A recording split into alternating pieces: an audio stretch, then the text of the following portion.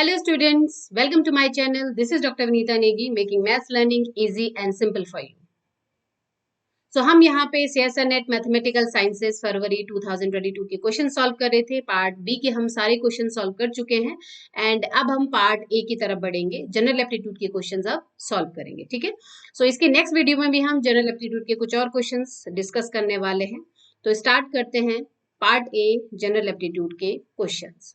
तो यहाँ पे पहला क्वेश्चन है, सेक्शन ए हैज 24 स्टूडेंट्स और एक स्टूडेंट इस सेक्शन ए से सेक्शन बी में चला जाता है, ठीक है। हमने एक्सचेंज कर दिया सेक्शन ए का स्टूडेंट टू सेक्शन बी, तो एवरेज मार्क जो ए का था वो इंक्रीज हो जाता है 1.25 से, ठीक है।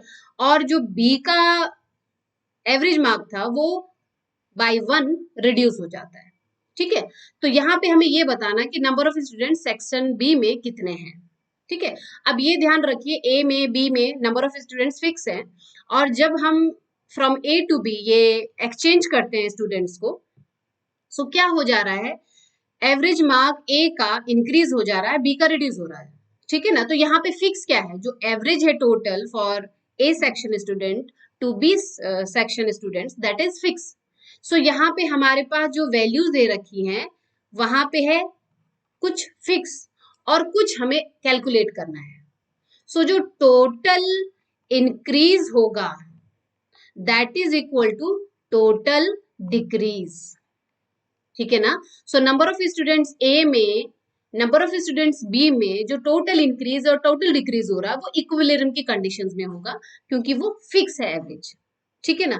तो हुआ क्या, हमारे पास सेक्शन ए में कितने स्टूडेंट्स थे 24, ठीक है। कितना इंक्रीज हुआ by 1.25, this is equal to, हमारे पास बी में सपोज मैंने कहा x स्टूडेंट्स है और रिड्यूस कितना हो गया 1, so this is in equilibrium condition. So यहां से हमें क्या करना है, x को कैलकुलेट करना है, तो सीधे 24 इंटू 1.25 कैलकुलेट करेंगे, so you are getting 30। So section B में नंबर ऑफ स्टूडेंट्स हैं 30। सो जब भी आपके पास इस टाइप के क्वेश्चंस आते हैं जहां पे कुछ फिक्स है और आपको अननोन वैल्यू निकालनी है, तो इक्विलिब्रियम कंडीशंस का यूज करते हुए you can solve the question, आपको वो अननोन वैल्यू कैलकुलेट बड़े आसानी से हो जाएगी, ठीक है ना। सो बस पार्ट ए में आपके पास कोई स्पेसिफिक फॉर्मूला नहीं होता है, मिक्स क्वेश्चंस होते हैं, एप्टीट्यूड टाइप के क्वेश्चंस होते हैं, फॉर्मूला बेस्ड क्वेश्चन होते हैं, लॉजिक बेस्ड क्वेश्चन होते हैं।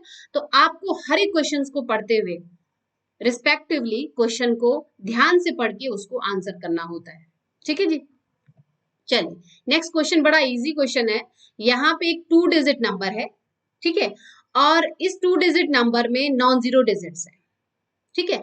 अब हम जब इस 2 डिजिट नंबर का स्क्वायर कर रहे हैं तो जो नंबर मिल रहा है that number preceded by C digit, आपको ये सी निकालना है। मतलब कोई भी आप नंबर लेके चलो 2 डिजिट नंबर, सपोज मैंने कहा ए बी है मेरी 2 डिजिट नंबर, जब मैं इसका स्क्वायर करूंगी तो मुझे उस स्क्वायर वैल्यू में जो नंबर मिलेगा वो फिर से मिल जाता है और यहाँ पे सी आ जाता है, ये है मेरा नंबर। तो हमें अपने दिमाग में ऐसा कुछ कैलकुलेट करना है कि किस 2 डिजिट नंबर के लिए आपको जो रिजल्ट मिलता है स्क्वायर का अगेन वही नंबर मिल जाता है और उसकी जो थर्ड डिजिट होगी वो सी आपको कैलकुलेट करनी है।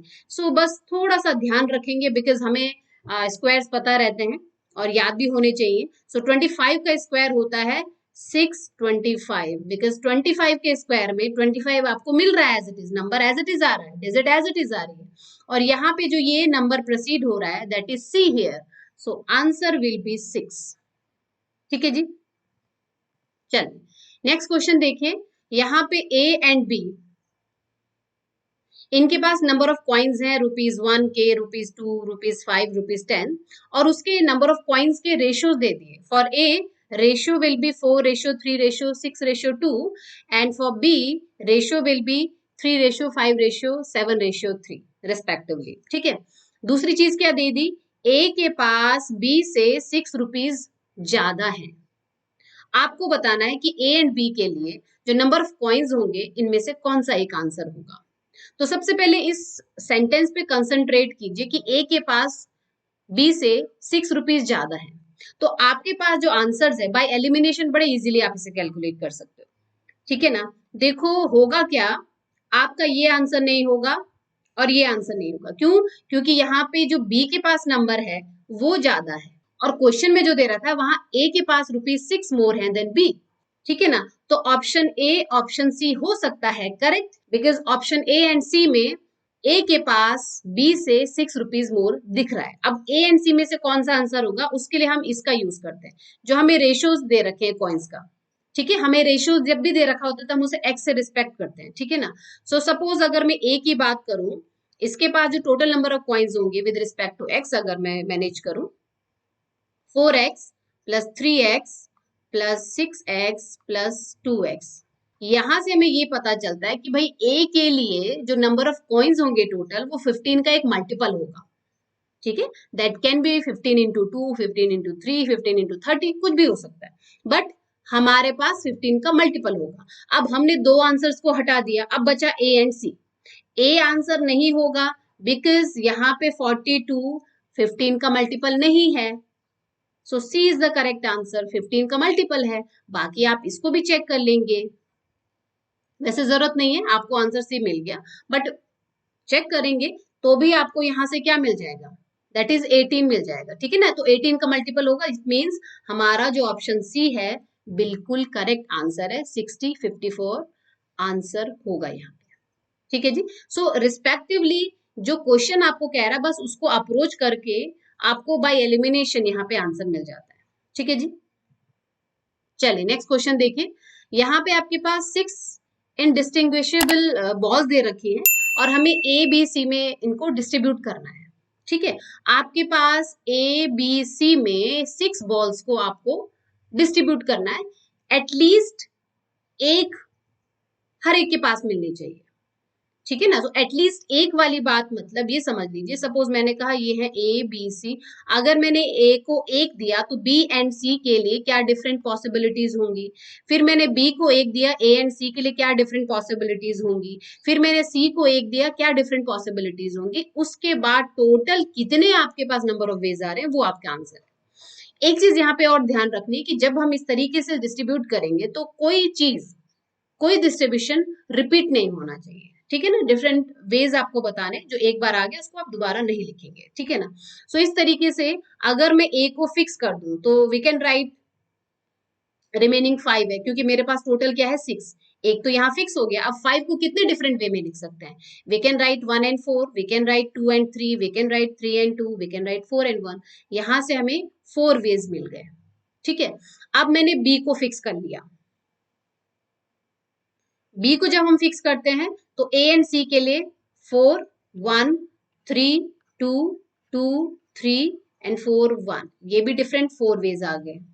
अब जब हम सी को फिक्स करते हैं 1, सो यहाँ पे केवल दो पॉसिबिलिटीज हैं, 3 2 2 3, वाई? बिकॉज 1 4 4 1 कहीं ना कहीं हमने ए वाले में या बी वाले में मैनेज कर लिया है, इसलिए हम उसको दोबारा नहीं लिखेंगे। सो 4 + 2 it means the correct answer is 10। It means 10 number of ways में आप इन 6 बॉल्स को ए बी सी में डिस्ट्रीब्यूट करेंगे, एटलीस्ट 1 के साथ। एटलीस्ट 1 मतलब ए बी सी में से हर एक को एक एक मिलेगा, तो एक को फिक्स कर दो, बी एंड सी को वेरी कर लो, ठीक है जी। चलिए नेक्स्ट क्वेश्चन क्या है, ये भी पहले क्वेश्चन की तरह ही है। यहाँ पे आपके पास एक बुक है जिसमें आपको दे रखी है 40 पेजेस हैं और ईच पेज में है x lines, number of lines आपको नहीं पता, ठीक है। अब क्या हुआ, नंबर ऑफ लाइंस को हमने रिड्यूस कर दिया बाय 2, हर पेज में नंबर ऑफ लाइंस रिड्यूस हो गई 2 से, तो नंबर ऑफ पेज हमारे इंक्रीज हो गए बाय 10। तो भाई बुक में जो नंबर ऑफ पेजेस है दैट इज फिक्स, ठीक है। अब ये x क्या है, यहाँ पे फिर x अननोन है, हमारे पास नंबर ऑफ पेजेस फिक्स है बुक में, तो यहाँ पे पहले वाले क्वेश्चन के अकॉर्डिंग ये आप सॉल्व करोगे, टोटल पेजेस फिक्स है, so for 40 pages line x है। अब क्या किया हमने, नंबर ऑफ लाइंस को रिड्यूस कर दिया बाय 2, तो x जो था x - 2 कर दिया, और ऐसा करने पे क्या हो जा रहा है, नंबर ऑफ पेजेस इंक्रीज हो गए बाय 10। अब आपके पास 40 + 10 आ गया, बट बुक तो वही है, सो दैट इज इक्विलिब्रियम की कंडीशन आ जाएगी। सो यहाँ से आपके आ गया 40x, ये आ गया 50x, ये आ गया 100. So 10x is equal to 100, x की वैल्यू आ गई 10. This is your answer. So x is 10 here. ठीक है जी. चलिए यहाँ पे आपके पास एक फिगर दे दिया, आपके पास यहाँ पे न्यूट्रिएंट कंसंट्रेशन दे दिया और यहाँ पे सेल अबंडेंस दे दिया. एक ग्राफ आपको इन दोनों के बिटवीन डिफाइन किया हुआ है. ठीक है. अब आपको इन चार स्टेटमेंट्स को पढ़ना और बताना कि कौन सा करेक्ट है स्टेटमेंट. ठीक है. तो इस टाइप के क्वेश्चन, स्पेशली ग्राफ वाले क्वेश्चन, इसमें आप क्या करोगे, जो इनकरेक्ट ऑप्शन है, जो पॉसिबल नहीं हो सकता, उसको आप एलिमिनेट करिए. तो बाय एलिमिनेशन इसको आप सॉल्व करोगे. ठीक है. पहला स्टेटमेंट पढ़िए. देखो, nutrient do not have any role in cell growth. जैसे जैसे हमारा न्यूट्रिएंट कंसंट्रेशन बढ़ रहा है, उसके अकॉर्डिंग सेल अबंडेंस इंक्रीज हो रहा है, फिक्स हो रहा है, डिक्रीज हो रहा है. सो डेफिनेटली रोल है सेल ग्रोथ में. It means that is wrong option. ठीक है. ऑप्शन बी कह रहा है there is a linear increase in cell abundance at low nutrient concentration, but ये जो इंक्रीज है that is not linear. So it means ये भी रॉन्ग है. ऑप्शन डी को जरा हम देखें. Cell abundance decreases rapidly once nutrient concentration reaches 5 mu mole per litre. जैसे 5 पे जा रहा है, दिस इज समथिंग 5, तो यहाँ पे आपका जो सेल अबंडेंस है डिक्रीज नहीं हो रहा है, इंक्रीज हुआ, फिर कांस्टेंट हुआ, फिर डिक्रीज हो रहा है. ओके. इट मीन्स ये डी ऑप्शन भी रॉन्ग है. तो इट मीन्स सी ही करेक्ट आंसर होगा. That is saying cell abundance was limited by availability of nutrient, because जैसे जैसे आपके न्यूट्रिएंट कंसंट्रेशन है उसके अकॉर्डिंग आपका सेल अबंडेंस कम या ज्यादा हो रहा है, लिमिटेड है. ठीक है ना. और जैसे जैसे आपका न्यूट्रिएंट कंसंट्रेशन हाई हो जाता है तो वहां पे बैक्टीरिया के लिए वो टॉक्सिक हो जाता है, क्योंकि यहाँ पे ये टॉक्सिक इसलिए हो जा रहा है क्योंकि वो फिर डाउन हो जा रहा है सेल अबंडेंस, तो उसके लिए टॉक्सिक बन जाता है. It means C is the correct answer. Okay. तो यहाँ पे आपको 3 रॉन्ग आंसर्स ढूंढने हैं और एलिमिनेशन से आप इसे सॉल्व करोगे. तो ग्राफ वाले क्वेश्चंस में हम मोस्टली यही करते हैं कि भाई क्या क्या चीजें पॉसिबल नहीं होंगी according to question, according to graph, and then हमें एक करेक्ट आंसर मिल जाता है. ठीक है जी. नेक्स्ट क्वेश्चन बड़ा ही आसान क्वेश्चन है. सर्कल से रिलेटेड बहुत सारे कॉन्सेप्ट आपने पढ़े होंगे, तो उसी का बहुत इजी सा कॉन्सेप्ट है. यहाँ पे एक डायग्राम दे दिया आपको, एक सर्कल दे दिया, सर्कल का सेंटर है O, और यहाँ पे एक यूनिट रेडियस का जो सर्कल दिया है, इसने एक ट्रायंगल बनाया AOB, एंड इस ट्रायंगल का ये वाला एंगल है 90 डिग्री. ठीक है. रेडियस सर्कल की unit, it means that is 1, that is 1. हमें ये शेडेड रीजन निकालना है. तो शेडेड रीजन का एरिया मतलब भाई ये टोटल एरिया, ये टोटल एरिया क्या रिप्रेजेंट कर रहा है, क्वाड्रेंट को. तो 1/4 पाई आर स्क्वायर, इसमें से ट्रायंगल का एरिया माइनस कर दो, सिंपल. तो 1/4 पाई, बिकॉज आर क्या है यहाँ पे, रेडियस 1 है. ठीक है. Minus area of triangle 1/2 into 1 into 1, base into height 1 into 1 है. सो 1/4 पाई माइनस 1/2. सो अब यहां से कंपेयर करें, 1/4 अगर मैं कॉमन ले लेती हूँ तो ब्रैकेट के अंदर आ जाता है pi minus 2. So this is the correct answer. ठीक है. अगर मैं यहाँ पे इस तरीके से चेक करती हूँ, 1/2 अगर मैं कॉमन लेती हूँ तो 1/2 कॉमन लेने पे दिस विल बी पाई/2 माइनस 1. ऐसा कुछ भी नहीं दिख रहा है, तो हम 1/2 वाले ऑप्शन को पहले एलिमिनेट कर देंगे. 1/4 के according this is the correct answer. ठीक है जी. सो सीधे सीधे आपको आंसर मिल जाता है. फॉर्मूला बेस्ड क्वेश्चन है. ठीक है जी. चलिए नेक्स्ट क्वेश्चन. इसमें लाइन टू लाइन केयरफुली पढ़ के तब आप आंसर निकालेंगे. यहाँ पे आपके पास 6 पर्सन हैं, PQRSTU. इनको एक सर्कुलर टेबल में इक्वल डिस्टेंसेस में हमने बैठाया है. ठीक है ना. किस तरीके से अरेंज किया गया है, क्वेश्चन के अकॉर्डिंग जितना कुछ आपको डिटेल्स दे रखी है उसके अकॉर्डिंग आप लिख देंगे. बाकी पॉसिबल हो सकता है जिन जिन के बारे में कुछ डिफाइन नहीं किया गया. ठीक है ना. आपने ये सर्कल बनाया. So P is immediate left to R. ये है P, ये है R. ठीक है जी. T and S do not sit to each other, लेकिन T and R diametrically opposite to each other. तो अगर ये R है तो यहाँ पे T होगा. And T and S do not sit to each other. It means T यहाँ पे तो S यहाँ पे होगा, क्योंकि S इधर आ नहीं सकता, इधर आ नहीं सकता, इधर ही आएगा. ठीक है जी. अब इसके अकॉर्डिंग आपके पास क्या बच जाते हैं, P आ गया, R आ गया, S आ गया, T आ गया, Q एंड U बच गया। तो यहाँ पे Q या U, यहाँ पे Q या U पॉसिबली हो सकता है, ठीक है ना। इसके बारे में आपको नहीं पता। अब आपको पता नहीं इन 4 ऑप्शन में से क्या पॉसिबल नहीं है, ठीक है। पॉसिबल होने वाली कंडीशन अगर होती है तो हम उसे एलिमिनेट कर देंगे, ठीक है। अब देखो Q एंड P, क्या Q and P diametrically opposite हो सकते हैं या नहीं। देखो Q अगर यहाँ है तब तो नहीं हो सकता, लेकिन अगर Q इधर है तो Q and P diametrically opposite हो सकते हैं। सो it means that is not correct answer, ठीक है। P एंड U को देखें, डायमेट्रिकली अपोजिट है या नहीं। अगर यहाँ है तो नहीं हो सकता, लेकिन अगर यहाँ है U तो हो सकता है। It means that can be possible, that is not correct answer here. S and Q, D option को देखें, क्या ये डायमेट्रिकली अपोजिट है। अगर Q इधर आ गया तो डायमेट्रिकली अपोजिट हो सकते हैं। It means that is not the correct answer. S and T, देखो S and T तो डायमेट्रिकली अपोजिट हो ही नहीं सकते हैं, क्योंकि T और R डायमेट्रिकली अपोजिट है। S और T डायमेट्रिकली अपोजिट हो ही नहीं सकते। Completely C is the correct answer. केवल C ही है जो कि पॉसिबल हो ही नहीं सकता। That is your correct answer, ठीक है जी। इस तरीके से हम उसे डायग्राम ड्रॉ करके वन बाय वन जो जो क्वेश्चन में कहा गया है देन हम उसे सॉल्व करेंगे। ओके, चलो नेक्स्ट क्वेश्चन देखिए। फॉर्मूला बेस्ड क्वेश्चन है ये। यहाँ पर आपके पास एक सिलिंड्रिकल जार है जिसमें हमने वाटर रखा, कंप्लीटली फिल्ड है उसमें, ठीक है ना।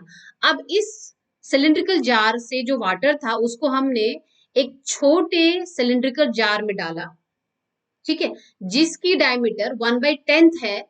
गिवन डायमीटर, दोनों की हाइट सेम है लेकिन डायमीटर में डिफरेंस है। रेडियस इज इक्वल टू होता है 2 × d, सिंपल।